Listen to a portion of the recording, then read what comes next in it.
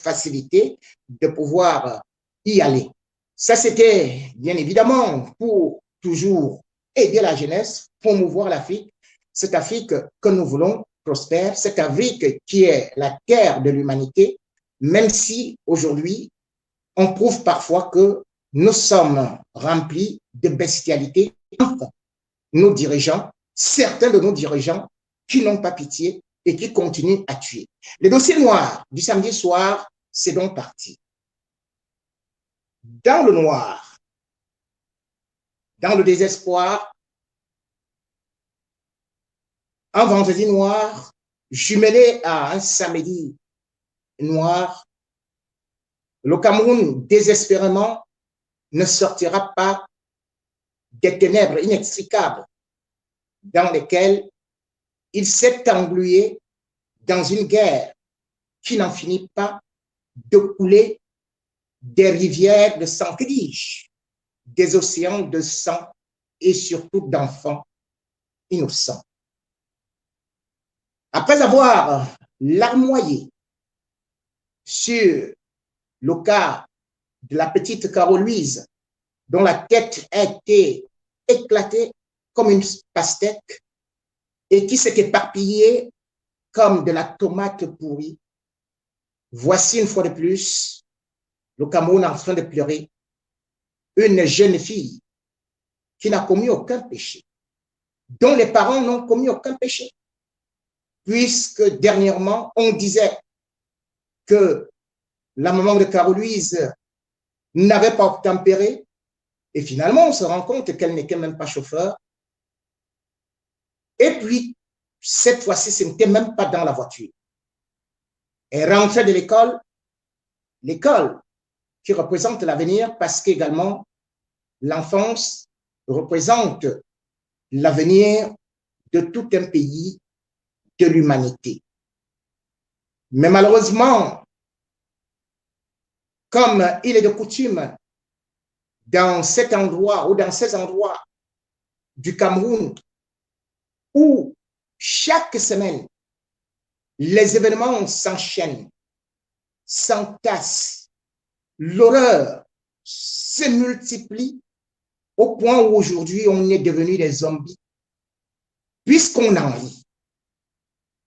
Des pleurs de crocodile, c'est fini, et on passe dessus pour un autre événement encore beaucoup plus cruel qui viendra encore uniquement faire comme un fait divers et passer avec un revers de la main, balayé par un communiqué pour expliquer l'inexplicable. Cette fille qui s'est fait assassiner ou qui a été assassinée lâchement par un gardien de la paix qui n'avait de paix que l'uniforme qu'il portait, mais qui en fait était un élément sur un terrain de guerre, sur un terrain où on tue des enfants comme des chèvres, où on dégaine comme si on était dans l'ancien Far West. Eh bien, cet élément de notre police, gardien de la paix ou gardien de la guerre, a donc eu à brandir son arme en direction de Brandi Tatou. Tom Tatou est au sol. Ainsi s'arrête sa vie. À peine 7 ans, même si le gouvernement veut aujourd'hui la rallonger à 8 ans, voilà une fillette qui, une fois de plus, crée un soulèvement dans la capitale du Nord-Ouest, en plein Bamenda, au Cameroun, berceau de la barbarie, au Cameroun, terre de la sauvagerie. Et puis, on cherche à nous confondre ou alors à peser, endormir les Camerounais avec un autre communiqué d'une imbécilité farcesque où le délégué général à la sûreté nationale nous fait comprendre que cet enfant a été malencontreusement abattu par inadvertance par un policier, le bien nommé Alain Faga, dont j'espère n'a pas d'enfant, parce qu'un véhicule n'avait pas obtempéré, ou plutôt, le conducteur du véhicule n'avait pas obtempéré. Il a donc décidé d'immobiliser ce véhicule et comme tellement la formation est bien faite au Cameroun, les pneus de ce véhicule qui sont aussi gros que même quelqu'un qui n'a jamais tiré peut viser une fois de plus, comme avec la petite Carole Louise, un membre des forces de sécurité formé au Cameroun n'a pas pu viser un pneu. Il a visé encore une innocente qui était loin de l'objectif, qui est morte. Le délégué général à la Sûreté nationale a voulu donc nous dire que ce coup de fusil est parti par inadvertance, ou plutôt par ricochet. On a beau fouiller les mots dans la langue française, ou même dans le vocabulaire de la police ou des forces de sécurité, on n'a jamais trouvé au monde où quelqu'un est tué par ricochet. Peut-être qu'il allait même dire crochet, comme en football. Peut-être qu'elle s'est accrochée sur cette balle. Va-t-on nous dire? Ou alors y a-t-il eu la balle qui est partie sur le pneu, a dépassé le pneu avant d'aller atterrir sur une fille? Mais non, puisqu'il n'a même pas réussi à viser le pneu du véhicule. Déjà là, il y a une faute professionnelle. Devant le monde entier, on nous prouve donc que les policiers camerounais, les forces de sécurité, ne savent pas tirer. C'est donc une preuve que dans notre armée et dans notre police, ceux qu'on prétend former en Moutenguene ne sont que des lascars qui vont uniquement se balader là-bas. Ce que je disais déjà, par cette histoire de la corruption, et parce qu'on enchaîne des formations à la va-vite, sans que les gens aillent se performer sur des champs de tir, eh bien, on envoie donc des criminels en série qui n'ont ni la formation de tir, ni la formation sur les droits de l'homme. Parce que le droit de l'homme, comme d'ailleurs disait Sankara, un policier sans formation ou un homme en tenue sans formation n'est qu'un criminel. Voilà donc la formation camerounaise tant vantée, qui aujourd'hui est en train de prouver au monde entier, selon le délégué général à la sûreté, que ces éléments ne savent pas viser un pneu à 2 mètres ou à moins de mètres. Ce qui est surprenant dans ce communiqué, c'est que le délégué général à la sûreté nationale nous explique clairement que le conducteur du véhicule était le directeur général d'une microfinance reconnue à Bamenda, installée. Et il donne d'ailleurs son nom.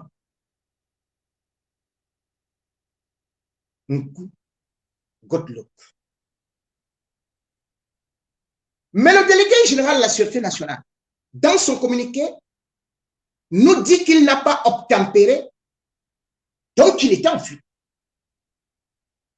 Je voudrais savoir si le délégué général à la Sûreté nationale fait de la voyance. Quelqu'un n'a pas obtempéré. Mais c'est qu'il était le conducteur du véhicule. Quelqu'un n'a pas obtempéré. Mais il sait que ce monsieur est le directeur général d'une microfinance. Quelqu'un n'a pas obtempéré. Mais on donne son nom.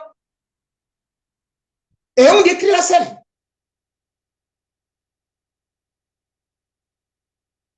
Le délégué général à la sécurité nationale aurait pu nous dire que c'est un individu non identifié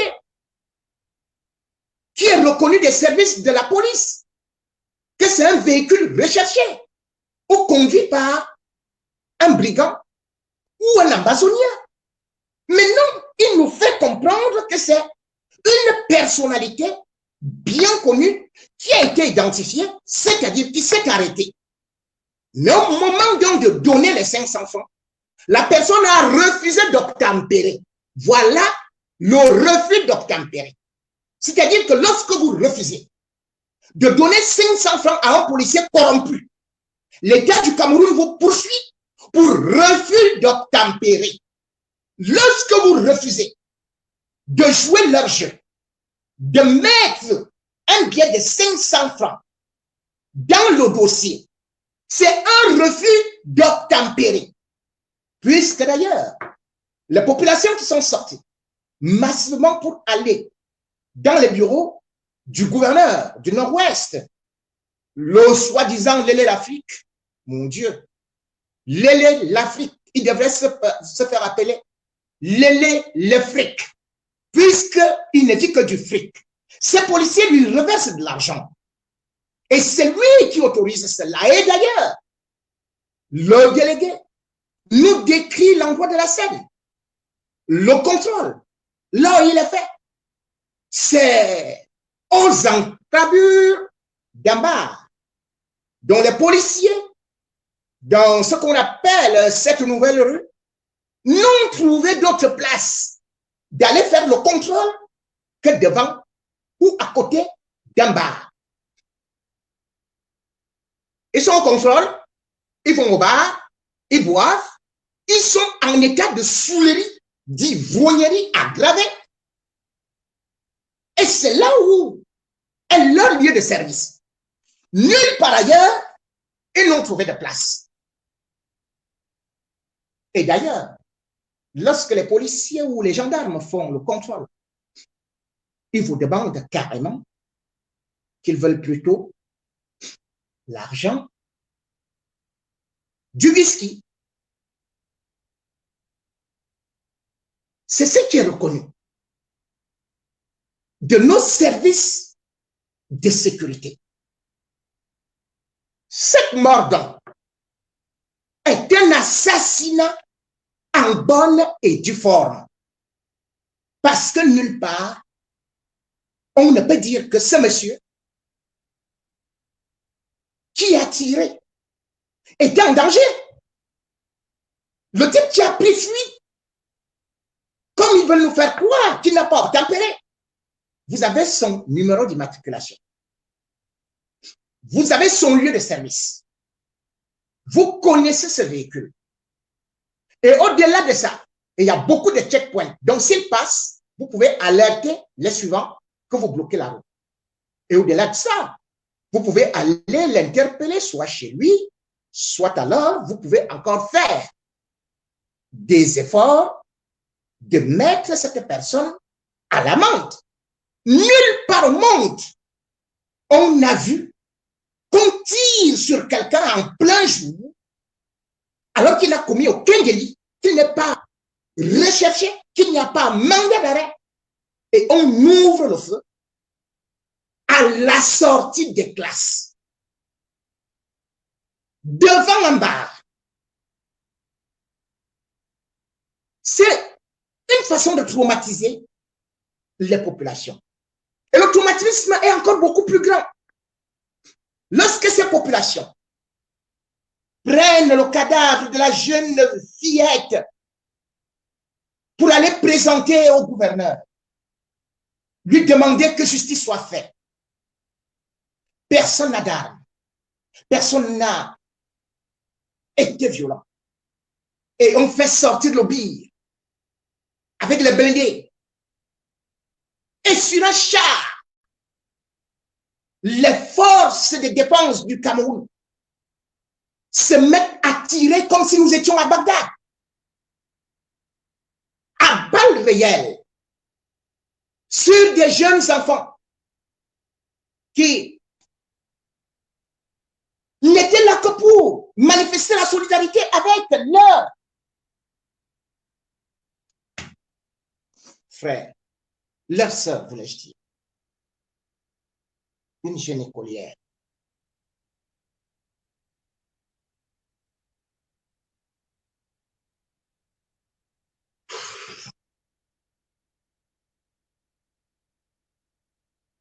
Les images que j'ai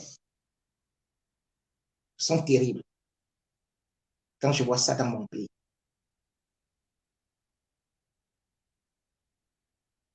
Abdul Karim était devant pour la manifestation. Ils l'ont laissé. Ils ont tiré à bout portant sur des enfants.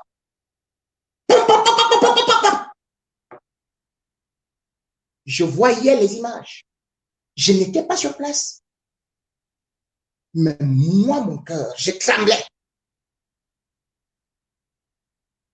Au moins 4 personnes, 4 jeunes encore ont été tués. Plusieurs blessés.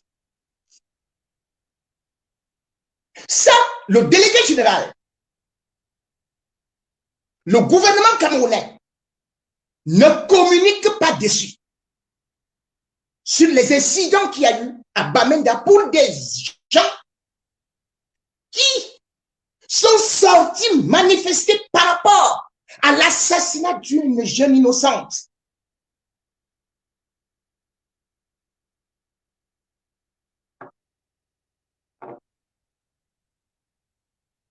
Ils n'avaient pas les armes. Vous vous rendez compte? Dans la région du Sud, la région de Paul Biya, des gaillards sont sortis. Ils ont bloqué les membres du gouvernement. En Brousse, là-bas, on n'a pas envoyé le pire. Jacques Amadou est même parti négocier jusqu'à leur proposer des routes, jusqu'à proposer l'électricité, de l'eau, tout. Et ils ont même créé une conférence du Sud, des personnalités faisant venir des ministres de la République. Personne n'est mort au Sud. Personne n'a été tué au Sud. Au Sud où on casse les boutiques, où on sort avec des gourdins, on affronte les forces de police. Au Sud où on manifeste pour rien du tout. Mais jamais le BIR n'a tiré sur personne là-bas. Mais parce que ce sont les anglophones, comme on les appelle des anglophones. C'est encore un Alain Faga. Encore un francophone. Parce que ce sont nos esclaves, les anglophones. Les esclaves du régime génocidaire. C'est toujours eux qui vont créer cela. Ils s'en fichent parce que ce sont des animaux. Et d'ailleurs, ne voit-on pas les 2 gouverneurs francophones du nord-ouest et du sud-ouest traiter ces francophones, ces anglophones, de rats, que s'ils osaient sortir, on allait les exterminer. D'autres les ont qualifiés de cafards. Ils ont effectivement tiré sur des anglophones comme des cafards. Et avec ça, on me dit qu'il faut supporter l'armée républicaine. Oui, parce qu'il fallait aussi supporter l'armée d'Hitler, qui tuait les Juifs. Il fallait aussi supporter Ceausescu, qui tuait chez lui. Il fallait aussi supporter l'armée de Mobutu, qui tuait chez lui. C'est ça l'armée républicaine. Quand on efface des enfants comme ça, guerre c'est un garbou. Même pas pas moi, c'était la petite Carole-Louise. Et puis voilà encore une autre petite fille. Si c'était votre enfant, vous les francophones, vous les patriotes, si c'était votre fille, vous n'alliez pas sortir. Et quand vous sortez, on vous abat encore d'autres enfants. C'est ça la République unitaire, avec uniquement une police francophone sur le territoire anglophone, une armée francophone sur le territoire francophone, anglophone. Les anglophones ont aimé, les anglophones ont aimé les francophones. Revisiter l'histoire du Cameroun. Ils étaient au Nigeria, ils ont dit, nous partons au Cameroun. Ils sont venus au Cameroun pour un mariage. Dans un État fédéral. Les anglophones avaient tout. Ils avaient leur gouvernement. Ils avaient leur police.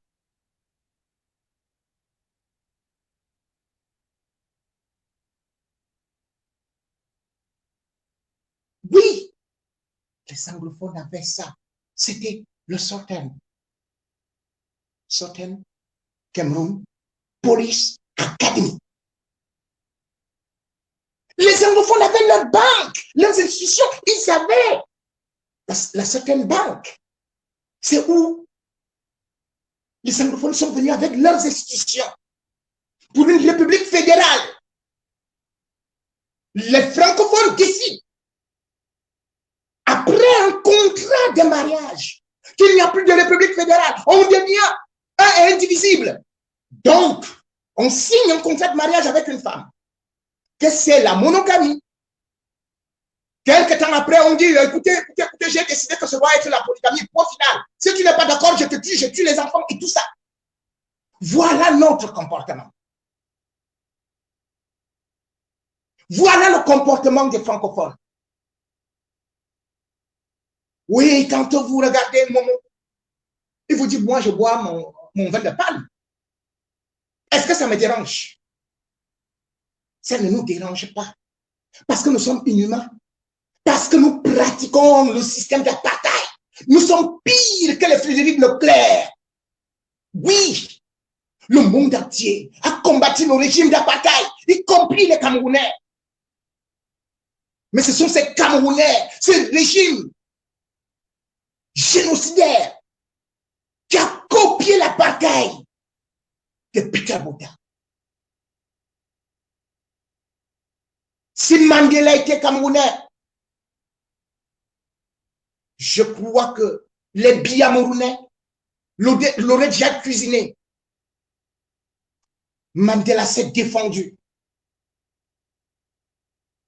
Personne n'est plus populaire que Mandela dans l'histoire de l'Afrique contemporaine. Mais Mandela a posé des bombes pour défendre son peuple, le peuple noir, qui était martyrisé. Il est devenu un héros, prix Nobel de la paix. Mais Mandela a posé des bombes. N'a-t-on pas chanté le nom de Mandela au Cameroun? Vous tous avez dansé sous le rythme de Savant Thomas. Mandela célébré comme un héros au Cameroun. Et les anglophones combattus comme des terroristes dans le même Cameroun.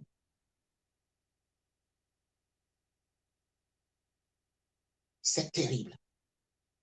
Mais, vous savez, regardez toujours l'histoire. Mandela finit par vaincre l'apartheid. Les anglophones ne seront pas vaincus. Vous pouvez en être sûr. Ils ne seront pas écrasés. Et d'ailleurs, vous avez pu voir, parce que 3000 sont sortis pour barricader les routes, vous avez mis votre armée pour les massacrer, ou pour les effrayer, pour les intimider. Mais qu'est-ce qui s'est passé?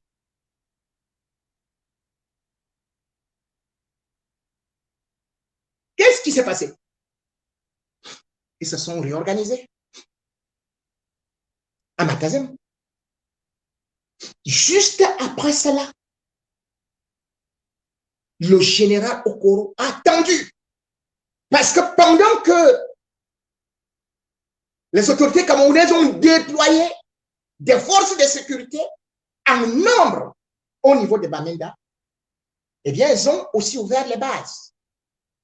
Résultat, pendant que l'armée camerounaise, avec ses 4 blindés, était en train d'aller encore piller un autre village, ils ont été informés.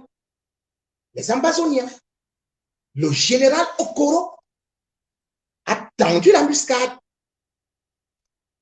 et on dénombre à peu près 10 morts. Le dernier véhicule de l'armée camerounaise est venu exploser. 5 policiers, 3 gendarmes, 2 civils sont tombés. Ils disaient pourtant, ils croyaient qu'ils étaient en territoire conquis. Vous croyez que ça me réjouit? C'est des Camerounais. Mais vous ne pouvez pas être content en qualifiant les autres, en montrant les images, qu'on est en train de tuer les Ambazoniens. Mais les Ambazoniens sont des gens. Ils sont les enfants des gens. Et vous me dites qu'il ne faut pas que je publie ces images. C'est l'armée camerounaise même qui m'envoie des images. Vous connaissez combien de vidéos je reçois? Combien de cris d'alerte? Eux-mêmes me disent qu'ils sont fatigués. Vous me dites que parce que je publie certaines photos, je ne peux même pas publier les images horribles. Vous dites que non, je me réjouis de ce qui est en train d'arriver. Ce n'est pas moi qui ai déclaré la guerre. C'est Paul Biya. Ce n'est pas moi. J'étais là. J'étais en France. Vous déclarez la guerre et vous ne voulez pas que les journalistes informent le peuple. Quand quelqu'un meurt, vous ne voulez même pas que nous, journalistes, on informe le peuple. Mais attendez, même la guerre en Iran, en Irak, en Syrie et partout dans le monde, les journalistes sont là pour rapporter les faits. Vous dites que nous ne devons pas parler de ça. Donc les gens doivent mourir à huis clos. Exactement comme ce qui s'est passé le 11 novembre et le 9 novembre également d'abord. Puisque effectivement, il y avait eu des affrontements entre l'armée camerounaise et un autre général qu'on appelle transporteur. Transporteur a battu 13 éléments de l'armée camerounaise. Ça, on n'en parle pas. 2 jours après, c'est un gars, Richard, un sergent-chef, qui est tombé avec ses hommes. Et pendant que sa famille pleure, pendant que ses amis m'appellent, m'alertent, et que je publie un peu, eh bien, le colonel va voir la famille pour dire que non, il ne faut pas parler des gens qui sont morts. Il ne faut plus parler des gens qui tombent là-bas dans l'armée. Mesdames et messieurs, vous avez vu ça où? En France et dans tous les pays, quand un militaire meurt, même au Mali, Macron prend la parole. On le décore, on l'enterre avec les honneurs, on l'enterre pas en cachette, sans cercueil, et on ne forme même pas sa famille. C'est quoi cette guerre? Mais si vous ne vouliez pas la guerre, si vous ne vouliez cacher des morts, mais arrêtez la guerre. Mais nous sommes journalistes. Moi, je suis journaliste. Je dois rendre compte au peuple et à la communauté internationale. Je ne peux pas laisser un carnage se passer à huis clos. Et vous me dites que je ne dois pas parler, je ne dois pas publier. Allez payer ceux qui gèrent les réseaux sociaux et vos hackers pour que je ne passe pas. Je vais toujours passer. Je vais toujours dire des vérités. Des dignitaires m'ont appelé. Eux qui étaient d'accord avec cette guerre. Mais l'un des grands responsables du RDPC, lorsque son seul fils est mort là-bas, et parce que c'est un oncle à mort, Il m'a appelé, pleurait. C'était le seul fils qu'il avait. Il avait la licence. Il n'a même pas fait 6 mois de service. Il est tombé. Lui qui disait toujours Paul, il pleurait. Parce que ce garçon, quand il m'avait eu, lui-même me disait, je ne sais pas comment je vais faire pour m'en sortir d'ici. On n'a pas de casque, on n'a même pas mangé. C'est terrible. Il pleurait. Les gilets pare-balles étaient finis. C'est grâce à ce cri que d'ailleurs ils ont pu ravitailler après sa mort ces jeunes-là des gilets pare-balles. Mesdames et messieurs, ce qui est en train de se passer, voilà par exemple la réplique qu'il y a eu. Et ce matin à 6 heures, il y a eu une autre réplique à Bengui. Cette fois-ci, il y a encore eu une attaque terrible. 5 morts et plusieurs blessés graves. Aujourd'hui, c'était à 6 heures. Ils ne communiquent pas. Si vous regardez comment est-ce que les gendarmes et policiers camerounais sont couchés dans un bosquet, par terre, et les vidéos, je ne sais pas. C'est hallucinant. Et là, ça a été revendiqué par le dirigeant des ADF, Amazon Defense Force. Donc, Ayabacho Lucas. Le gouvernement camerounais croyait qu'ils allaient le récupérer. Mais non. Ayabacho Lucas est graissé contre le régime maintenant. De façon terrible. La preuve, c'est lui qui a coordonné l'attaque de Bengui.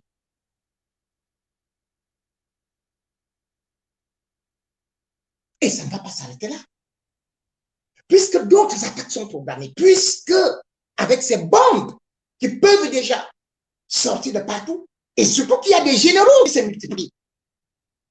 Et bien, ils vous mentent que, oui, voilà nos petits qui est mort. Mais ces attaques arrivent justement parce que nos petits réapparaissent.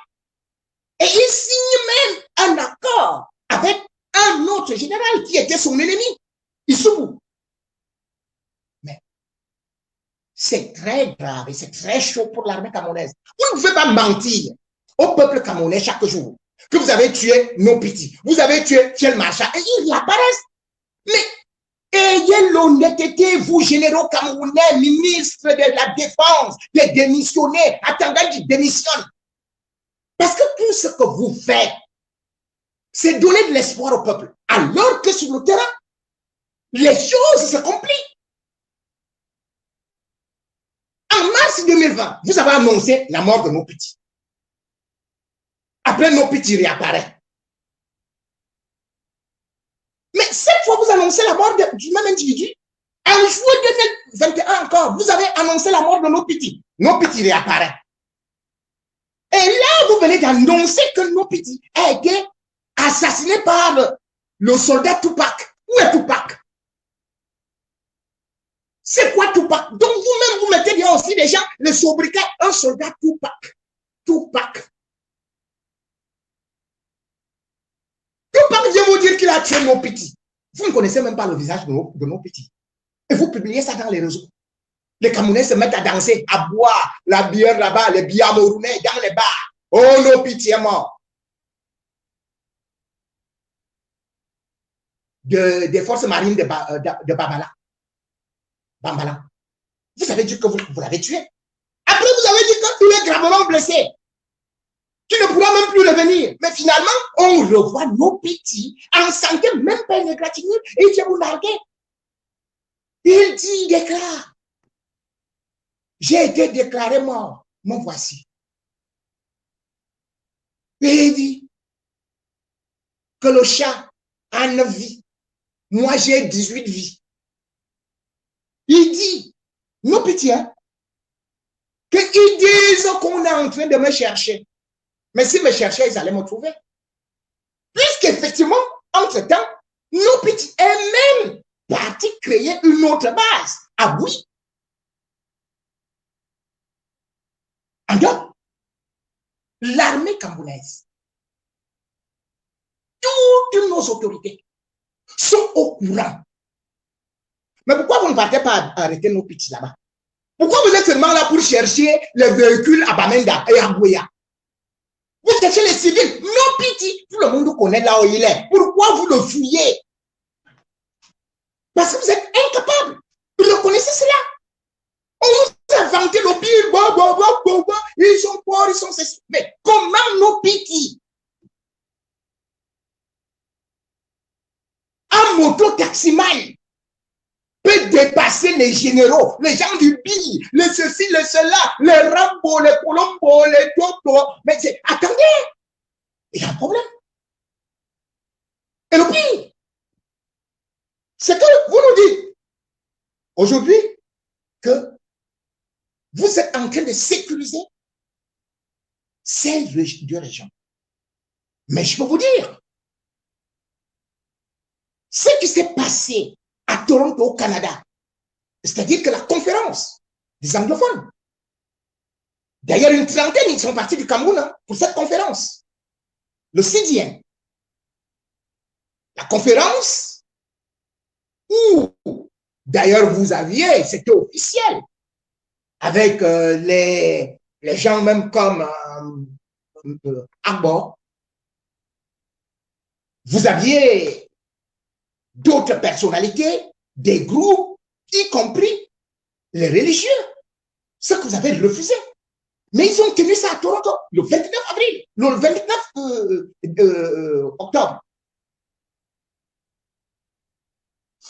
Et les décisions ont été prises. Ils se sont unis. Même celui que vous regardez à Kondengila, il était représenté là-bas. Ayoub Tabé Sissoko, il était représenté. Ils étaient au moins 150. Et les résolutions, l'État du Cameroun est en train de s'amuser.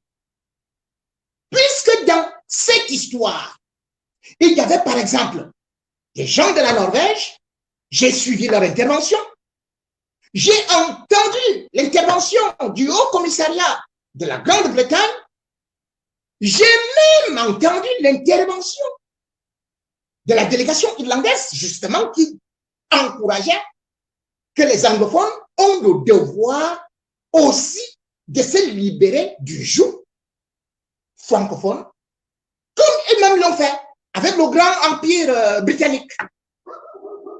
J'ai vu plein d'autorités internationales participer à cette conférence pour condamner le Cameroun. Et regardez actuellement l'habileté communicationnelle de Nagui. Il est partout. Cela veut dire que le mur diplomatique s'est déjà formé. Et parce que dans cette conférence, ils avaient décidé qu'eux, ils n'allaient pas attaquer les édifices de ce qu'on peut dire scolaires ou encore les civils, ils s'étaient tous entendus. Parce que la communauté internationale est en train de se ranger derrière le mouvement ambazonien. Qu'on ne vous mente pas. Et puisque la communauté internationale veut imposer le dialogue à Tanganji, et les autres donc du régime commencent à se transformer en ambazoniens, en faux ambazoniens, pour poser des bombes et dire que non, ça c'est les ambazoniens qui ont posé telle ou telle bombe et tué. Ben, attendez. Dernièrement, à Boya, à l'université, il y a eu un attentat. Mais cet attentat-là a été curieusement revendiqué par les Boya ou quoi faites ou quoi là. Attendez. Nous tous on est tombés dans le piège parce que nous avons cru que c'était les ambazoniens. quelques temps après, les vrais groupes ambazoniens ont dit, mais nous, à Toronto, on a dit qu'on ne va pas attaquer les universités. On ne va pas attaquer les marchés parce que les nôtres sont là-bas. On n'a jamais posé les bombes à l'université de Buea. En réalité, ces Green Factors ou Ghost Factors, comme ils ont appelé, c'était un groupe créé par Bangui et Atangandji pour saboter le dialogue et la paix, l'intervention de la communauté internationale pour qu'on dise que, oh non, on ne peut pas discuter avec les anglophones, là vraiment c'est des terroristes et tout. Qu'est-ce qu'ils ont fait? Ils ont déguisé leur fonds militaire en Amazonien pour aller poser une bombe. Soyons sérieux. Comment dans cet endroit-là, à l'université, surveillé par le BIG, et on sait que le haut commissaire du Canada doit venir faire une conférence là-bas. Dites-moi comment les Amazoniens vont réussir à entrer, alors que c'est l'État du Cameroun qui assure la sécurité. Comment on n'a pas pu les arrêter? Ils sont partis poser la bombe. Ils se sont évaporés. Où étaient les forces de sécurité du Cameroun? C'est donc un jeu qui ne peut plus marcher. Parce qu'on veut prolonger une guerre indéfiniment. On continue à utiliser des subterfuges. Mais cependant, ce sont les innocents qui subissent. Le dernier rapport de stand-up, qu'est-ce que ça dit? Le Cameroun a perdu 736 enfants depuis 2021. Rien qu'au mois d'octobre 2021, nous en sommes à 73 morts. Et il y a eu 62 explosions ou incendies dans des villages. Et il y a eu des kidnappings. Et d'ailleurs, il y en a encore eu. Aujourd'hui, non, vendredi, 14 ouvriers ont disparu. Le Cameroun se retrouve, rien que depuis le début de l'année, 200 enseignants et élèves ont été enlevés. Et puis c'est le même gouvernement qui va négocier encore pour qu'on les libère souvent. Ils se partagent l'argent entre eux. Mais pendant ce temps, ce sang qui coule, qui va payer? Ce n'est pas leurs enfants. Il y a encore de recruter, de lancer un recrutement de la police. Parce que les officiers anglophones ont dit non, nous, on se rend compte qu'on est utilisé comme des cautions pour aller contre les nôtres, pour tuer les nôtres. Nous ne voulons plus. Et il y a des désertions en masse. Ce n'est plus seulement dans l'armée. C'est pour ça que Ngongo vient de lancer un autre communiqué, soi-disant sur l'instruction du chef de l'État, un chef de l'État qui est couché qu'on ne le voit même pas, qui est incapable de parler, qui lance le recrutement de 12 500 personnes, donc 2 500 par an. Contre qui? Contre seulement les Amazoniens. 12 500. Vous ne pouvez pas recruter dans les industries. Vous ne pouvez pas créer des sociétés. Vous créez seulement pour la guerre. Et même cette guerre-là, vous ne parvenez pas à faire ça contre les étrangers. Vous vous rendez compte, ce vendredi, et il y a eu les Biafrais qui ont attaqué frontalement le Bir à Bakassi. Le Bir a fui. Ils ont tué un soldat.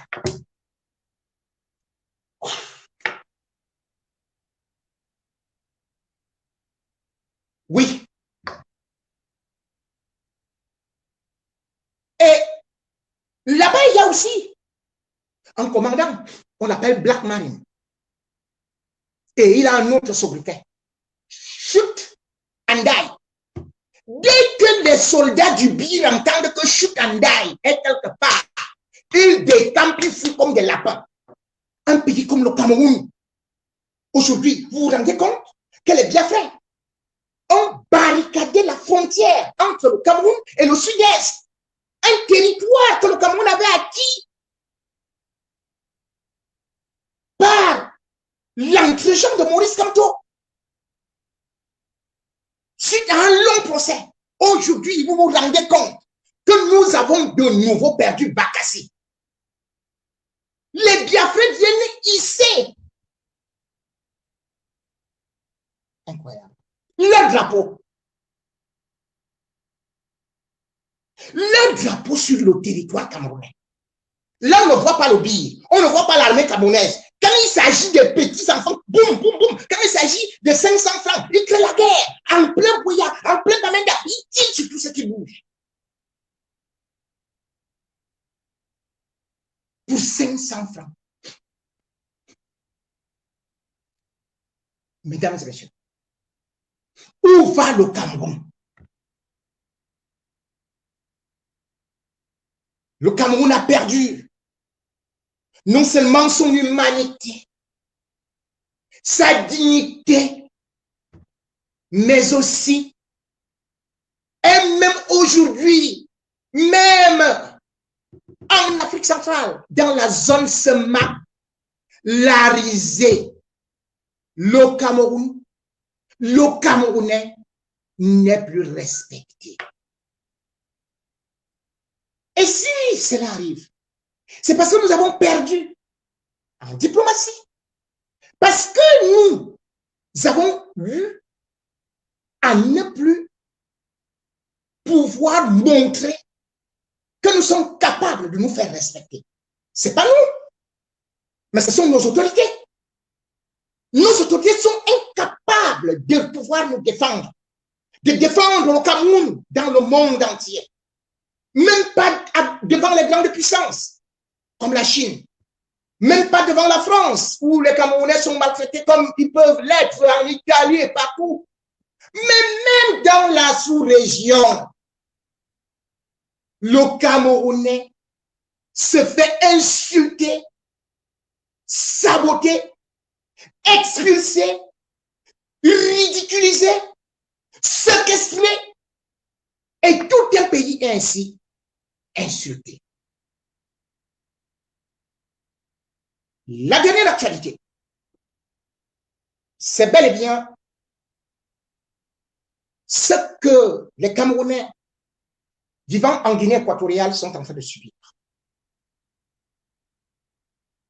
Ils sont traités comme des moutons enfermés dans des enclos. On n'a même pas besoin de savoir d'où viennent-ils, puisque le mouton n'a pas de papier. On va le parquer et il attend le jour où il sera égorgé. C'est le sort des Camerounais en Guinée. Dans le complexe sportif de Malabo, ils ont été parqués, torturés. Ils se font insulter. Parfois, il leur manque de l'eau. Il leur manque à manger. Il leur manque des visites. À Bata, dans un autre stade, les Camerounais sont parqués là-bas comme des rats. Oui. On attend. Depuis le 30 octobre, le monde entier fait des reportages sur la situation, la détresse des Camerounais en Guinée équatoriale. Mais le ministre des Affaires étrangères, le chef du gouvernement, le président disparu de la République, on n'entend rien. L'ambassadeur du Cameroun en Guinée équatoriale, qui aurait même pu appeler Obiangema puisqu'il parle la même langue étant petit. Oui, il s'appelle Désiré Jean-Claude Ogonomongele.